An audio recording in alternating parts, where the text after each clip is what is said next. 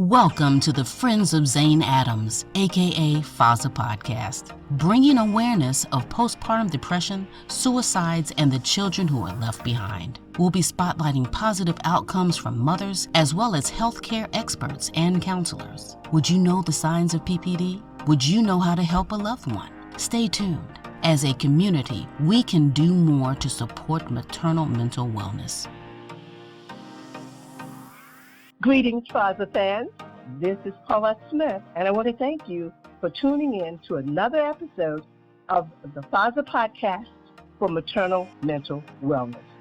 And as always, we welcome our moms and birthing people, our medical care providers, our doulas, therapists, counselors, and all advocates of maternal mental health.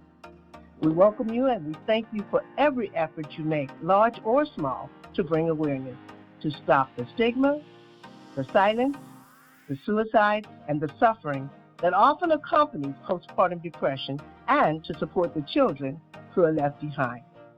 Please remember, if you or anyone you know is experiencing thoughts of suicide, the National Suicide Prevention Lifeline is easier to reach now by dialing 988. And the National Maternal Mental Health Hotline is 833-943-5746. If you find it challenging to get maternal mental health resources in your community, I want to invite you to visit our website, FOZAinc.org, and click on resources. There you'll see the FOZA Finder button right at the top of the page. Just provide your zip code. There's no personal details needed, and we'll help you find resources in your local area.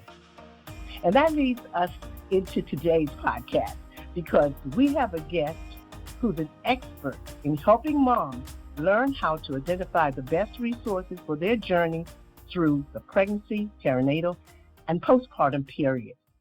We're honored and grateful to have with us Dr. Alan Lindemann, MD. He's an obstetrician and a maternal mortality expert who, in his nearly 40 years of experience and practice, has delivered more than 6,000 babies. I'm going to repeat that, 6,000 babies. He's known as Rural Doc Allen, and we're going to touch on resources that moms and birthing people should be aware of, some of the questions they should be asking their professional caregivers, and as promised, we're going to talk about how journaling or diary writing can help mothers get better prenatal and postpartum care. So let's get started by welcoming to the FOZA podcast, Dr. Alan Lindemann. Greetings, Dr. Allen. Thank you so much, Paulette. I appreciate your invitation today to your podcast. And we appreciate you coming in. We appreciate your expertise and all your years of experience. We're going to jump right in because we get a lot of questions from moms. We are in several groups of thousands of prenatal or postpartum moms, and of course they have lots of questions about everything, but a large amount of them have to do with fear and the feelings of lack of confidence with their newborn, and just in general in life now that they've become moms. And you've written about the fear of change, and you've spoken about it. Can you tell us a little bit more about that? Well, change and fear of change, you can either endorse change or you can be afraid of it. And a little bit of it depends on your personality style, but the main thing that I always try to do to address that, in other words, to get my mom, dads, and kids to endorse the changes of pregnancy, was to invite them to the prenatal course so I could see how they interacted. And if I saw something that looked like trouble, to try to avoid it. But for the most part, if the family came together, they all endorsed the pregnancy so that they would see change as something good instead of something bad. And, one of the things that I always did, I had a lot of social, economically deprived patients. I had a lot of Medicaid patients. So they were high risk for problems at home. But I would give them, say, for example, they were offered 8 visits by Medicaid. I would give them 12 or 15, however many they needed, so that we could establish a good relationship, and so that they knew if they had trouble, they could call me anytime for any reason. And I think that's very important. That's one thing that's lacking today is access to an obstetrician, and that's probably got a little bit to do with insurance and a little bit to do with, the individual clinics. Anyway, I interrupted you, so my apologies. No, you didn't interrupt me at all. What you're saying is so important, and it's what we hear echoing over and over with moms. So as moms and the other audience members listen to this podcast, they're going to understand exactly what it is you're saying and how the fear of change and the way family members, even just everyone who touches that mom or touches that birthing person, can stop and think a little bit more, recognize a little bit more that, as you said in some of your writings, change is inevitable. But putting everyone together with everything that has to go into that change, eating, sleeping, you get so basic with dishwashing and food preparation that all can be helpful to the mom.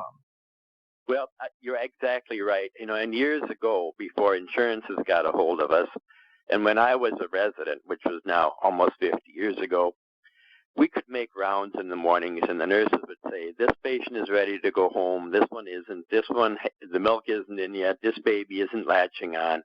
And we could keep them another day. And in those days, it was 3 days anyway, but we could keep them 4 or 5 days until they were ready to go home.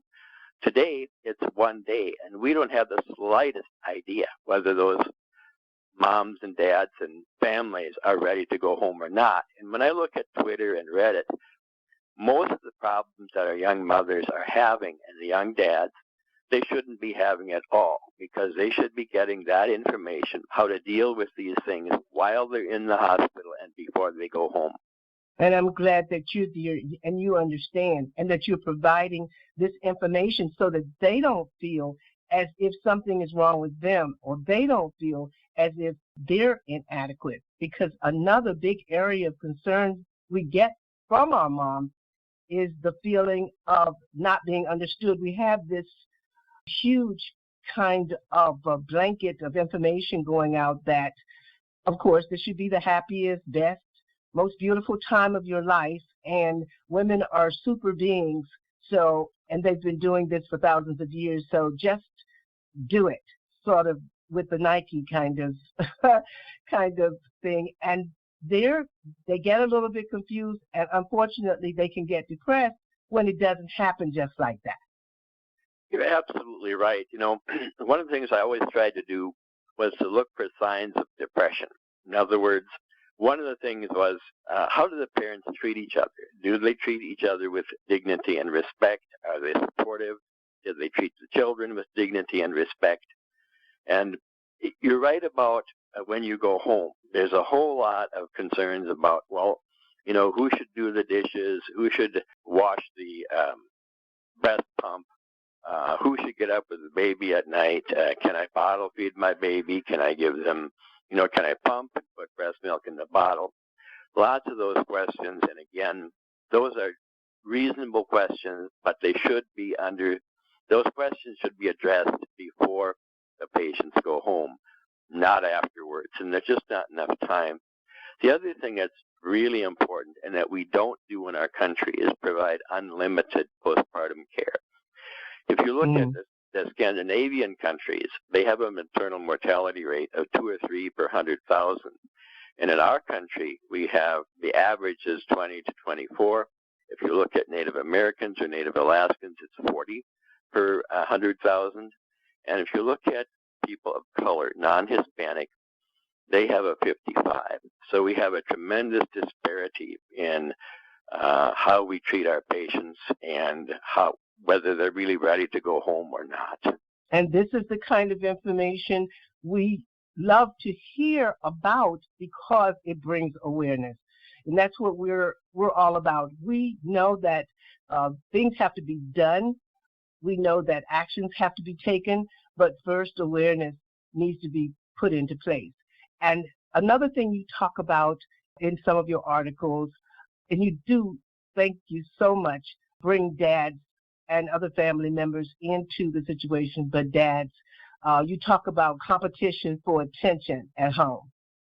Yes, this is a very rocky situation, and it can go south in a hurry. This usually involves men who are dependent on their wives, and so they see the baby as competition rather than somebody that they should love and take care of. And I've always said, if I can get my dads to come to the prenatal course, that's 2/3 of what I need to do to make sure this family does well when they go home. That is great advice, and I hope a lot of people are taking that into consideration, because we understand that moms need a lot when they have done that great miracle of bringing a life into the world. And I think sometimes we think that we're doing a lot for them, but like you said, getting prepared beforehand, and especially dads. And some dads fall into that role very well. They're so natural with it, but we get the questions and the concerns from moms in our groups, and they just feel alone, or they feel like they're not being a good mom because they're not doing enough, and they're not seeing that sharing go on, like you say, that thing that makes 2/3 of your goal accomplished, which is having the dads be more involved. So we're calling out to you, dads, and everyone who's around that mom, that time in the past, way back in the past, when it did not only take a village, but the village was there for the mom. That time is not the way it is in our communities. Many times it's just not like that. So calling on you, dads. And Dr. Allen, when you talk about maternal health and maternal mortality, and we know that out of your 6,000 births, you had 0 mortality rate. That is one of the reasons why we just feel so grateful to speak to you. Can you talk to us a little bit about that mental health and maternal mortality? Well, yes, there's a lot of ways to look at maternal mortality. You have suicide, which is more common in Caucasian or white women, and homicide is more common in women of color. So these are all things that should be preventable according to the CDC. And unfortunately, these things, they're batched together, the suicide, homicide, and overdose. They're batched together, and they now are the biggest majority of mothers' deaths postpartum. We do have an opportunity there. One of the things that I did with my patients is to offer them unlimited postpartum visits. So they could come in, call me. I remember one night, this is when we had beepers years ago. I was out rollers with my son, and there was this lady, very intelligent. She was a lawyer, second baby. She was calling me every 15 minutes, so I had to stop roller skating and pick up the phone. Anyway, we got her the care she needed. And usually what I did, like I said, I made sure that my moms and dads were ready to go home and that they could come in whenever they needed to or call whenever they needed to. But if they fell through the cracks there, and they did get depressed, and they did come in to the office, and they were concerned, I could call a psychiatrist who I knew and talk to her right away, get the right medication, get the patient on that medication. Usually postpartum would have been Effexor, because that gives them motivation. In other words, you can't just sit home and watch TV all day long. You have tasks to do, like you talked about. And then they would see the psychiatrist or the psychologist a week later. So we had a fairly seamless delivery system. And today, it's complicated to see a counselor, because in the first place, insurance companies they don't like to pay for counseling. That's one problem. But the other problem, it can take months to get in to see a counselor. So, you have to be able to bridge that gap, and you do it by unlimited visits to the obstetrician.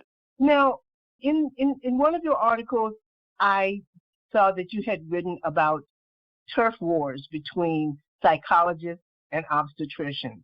And I think I definitely understood what you were writing, but I don't think a lot people really know about that, and they don't even think about it, of course, if they're not in their perinatal or postpartum period. And when they are, that's not something they even want to think about. So can you talk a little bit about the turf wars between psychologists and obstetricians? Well, yes. There are, unfortunately, a lot of rabbit holes or beehives that patients can step into, and they don't even know they're stepping into them. I mean, how would the average consumer guess?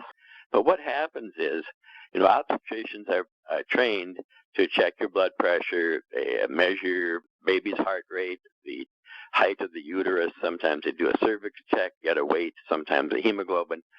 And in a nod for mental health, they'll throw out an Edinburgh Depression scale. Now, if you talk to women who have taken the test, they would much rather have an obstetrician or somebody they can talk to.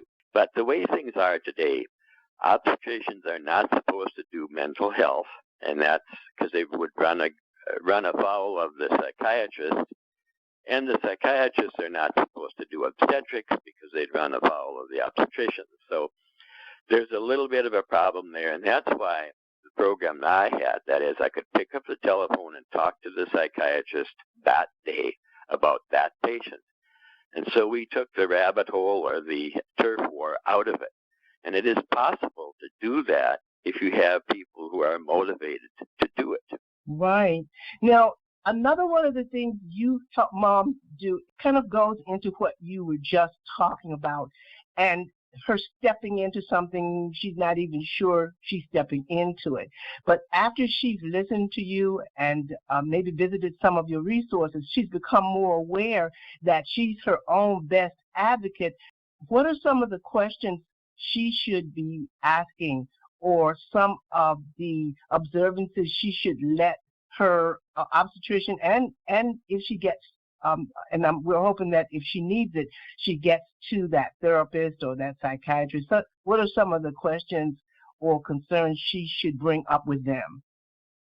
Well, you're right about the first thing very, very much, and that is one of the reasons we're doing our websites and our books and the radio shows and podcasts is that moms and dads are going to have to do this for themselves. They're going to have to learn how to navigate this system that is full of seams and is not really designed to function smoothly for anybody. That's why we're having this rising maternal health problem.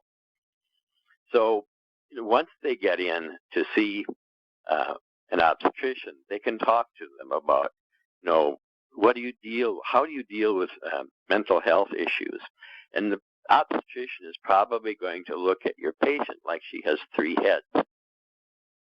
But given, once they get past that, they can actually seek a counselor themselves. Now, one of the big surprises, and I read this in a CDC article, 82% of patients with suicide have either been in psychiatric or some kind of mental health care in the last year, or they are presently in the system. So even once our patients get there, they're still not guaranteed that the problems are going to resolve. So they do need a very good relationship with a very good counselor, and sometimes it's just going to have to be something they get, or perhaps they could ask for their obstetrician to make an appointment. That wouldn't be, that would be compatible with what obstetricians could do. Absolutely. Now, we've talked, you and I have talked offline, and some of the information you have given me I've just passed it on to people in my groups, so they're already kind of like falling in love with you. And one of the big topics that we talk about, as a matter of fact, we started a series about the benefits of journaling. And I bring that in because we were just talking about moms being their own best advocates and dads helping them to be their own best advocates, and they have to be. They have to learn, preferably when they're starting to think about planning a family. But I think history has shown us that a family can get started sometimes. We didn't have a big plan in place, but one thing's for sure, when a mom is pregnant, when she's expecting a baby, we know that an outcome is going to occur, whether it's in her arms or while the baby's in her tummy, or unfortunately, if she, she's not able to carry her baby full term and she just has it in her heart forever. We know that she's going to be a mom once she's diagnosed with pregnancy. And so we've started our series on the benefits of journaling in an effort to help moms become better advocates. And you gave me some wonderful thoughts about journaling, but as an expert, and we've had experts, we've had experts on as podcast speakers, but never anyone with your experience to talk about the importance of prenatal and postpartum journaling. So can you talk about that a little bit for us and the benefits? Yes, I would be happy to do that, Paulette. Thank you. Journaling is really a form of meditation. And if you look at highly successful people, they almost all do some kind of meditation. So there's much that the average person can learn by journaling. We know that it can decrease depression. We know that it can decrease anxiety. And it can overall increase good mood. So I certainly can't say journal instead of finding a psychologist or a psychiatrist or seeking medical care, but you can do before you get to that point. And you can also do it once you get to that point. In other words, there's nothing wrong with journaling and seeing a counselor all at the same time. If you want to share your journal with your counselor or your obstetrician, I would condense it into like 5 points, so you don't, especially, if you do more than 5 points, you're going to overwhelm your obstetrician and it'll work probably against you rather than for you. The other thing about journaling that's really important is gratitude. In other words, look each day for things that you can be thankful for. An excellent way to increase your self-esteem and your happiness. Wow. I read what you said about journaling helping you be healthy and giving you a holistic view of yourself, and just and bringing the gratitude in. And it all really, we believe that it works. We've seen it work. We're just so happy to hear you say it. A person with your experience and all the births that you've had, all the moms' lives that you've touched, it just means so much to us, because we know that it's not the only thing. We know that it's a toolbox that a mom has to have, bring her through this. And it is an exciting time of life. I'm a mom, and of course, and all of my children are grown now, but I still remember many of the times how exciting it is. And I tell all the moms, no matter what's going on, these moments, you're going to look back on them as some of the most exciting times in your life, even if you have some down days. But getting back to journaling, when she's thinking about journaling, she's probably thinking about, I can't sleep, I can't eat, I can't get enough rest. How am I going to find time to journal? What can you tell her about that? Well, you're absolutely right. There's certainly, if you want to think of putting things in the way, you can. But you don't have to journal for an hour a day. You could journal for 5 minutes or 15 minutes, So time really shouldn't need to be a problem. And again, journaling is good for you, and you're going to most likely feel better if you do journal. The other thing you can do with journaling is to read it. And again, that's another way to benefit, is to read your own journal. Absolutely. Absolutely. Oh, wow. Well, there's so many topics that I've gone onto your site and I've read articles that you've written. I'm going to say we can have a series, just the Rural Doc series, just Rural Doc Alice. And so I'm going to right now just invite you back because our time's coming to an end. I'm going to invite you back right now, and if you will, probably many times. But before I come to an end, I want you to tell the audience, just tell us a little bit more about your upcoming book and your website, pregnancyyourway.com.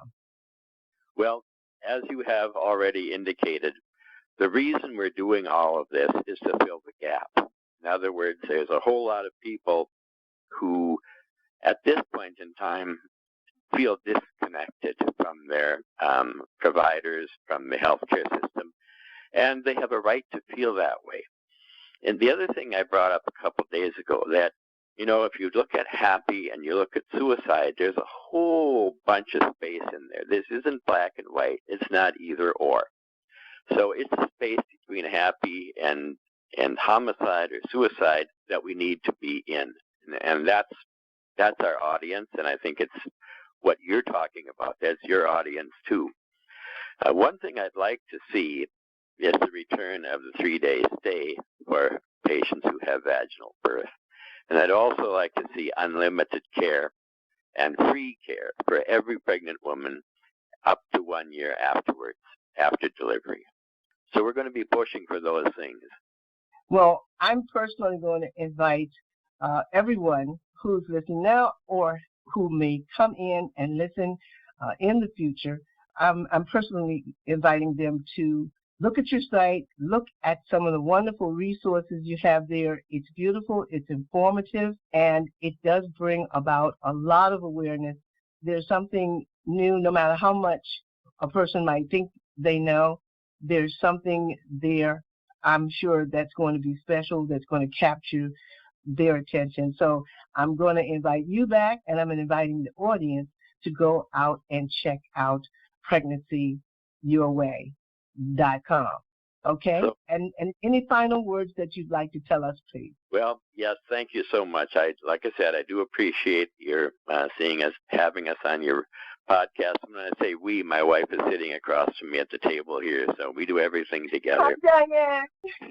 Yeah. So, yeah, it's the space in between. It's the helping moms to navigate a system that is not very friendly, consumer-friendly anymore. So until we can get a system that works better, I'm thinking that our book and our website is the next best thing. Okay, then. Well, thank you so much. And FOZA fans, I want to thank you, too, for joining us. And we ask that you connect with us on FOZAinc.org for additional information. We're going to keep you up to date. You know we're geared to provide supportive resources to families affected by postpartum depression, maternal suicides, and supporting the children who are left behind. And I want you to remember that the FOZA Scholarship for Awareness of Maternal Suicide is still open. The applications and guidelines are on our website at FOZAinc.org, open for another short while. So if you know a student who has lost a parent due to maternal suicide related to postpartum depression, please let them know about the scholarship. And thanks again for tuning in. This is Paulette Smith signing off in loving memory of Christina LaShawn Thompson Adams.